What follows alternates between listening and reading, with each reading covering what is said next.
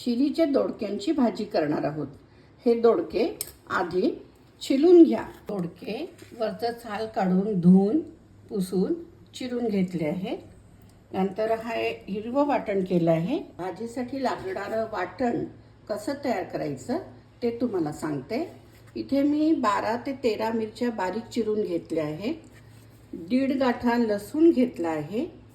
नंतर 3 इंच आलं, 20 गोडलिंबाची पानं आणि 1 ते 1.5 चमचा जिरेपूड घेतली आहे।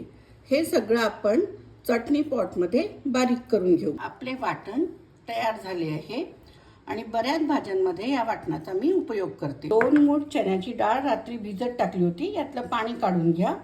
हळद, तिखट आणि हिंग। आता भाजीची फोडणी करू। 2 टेबलस्पून तेल घातलंय। या भाजीला तेल जरा कमी लागतं आणि यात घालूया मोहरी। मोहरी तडतडली की गॅस बंद करा आणि यात 1 ते 1.5 चमचा वाटण घाला। हे वाटण गॅस बंद करूनच मीठ परतून घ्या। यात घालूया थोडासा पाव चमचा हिंग, नंतर 1 ते 1.5 चमचा हळद या छोट्या चमच्यानी आणि 2 ते 2.5 चमचे तिखट आणि हे मिश्रण नीट हलवून घ्या। आता गॅस परत ऑन करू आणि गॅसची फ्लेम अगदी लो करू आणि एक अर्धा मिनिट हा मसाला नीट भाजून घेऊ।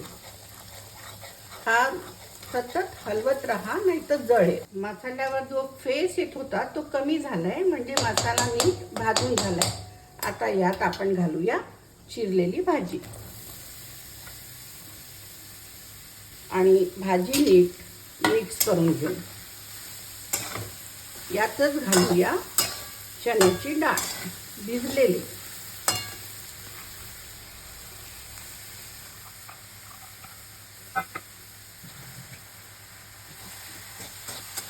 परतून झाली की यात चवीनुसार मीठ घालू। मीठ जरा कमीच घाला, कारण शिजल्यावर ही भाजी कमी होते आणि या भाजीवर झाकण अजिबात ठेवायचं नाही, नाहीतर भाजीला पाणी सुटतं।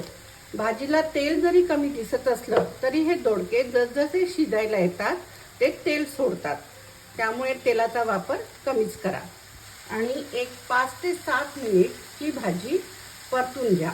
अधूनमधून हलवत राहा। भाजीतलं पाणी नीट आटलं आहे। भाजीने थोडं तेल सुद्धा सोडलं आहे। आता आपण गॅस बंद करू आणि यावर थोडी कोथिंबीर घालू आणि भाजी नीट मिक्स करून घेऊ। आपली दोडक्याची भाजी तयार आहे। यात वरून थोडी कोथिंबीर घालते आणि आता ही भाजी तुम्ही सर्व करू शकता।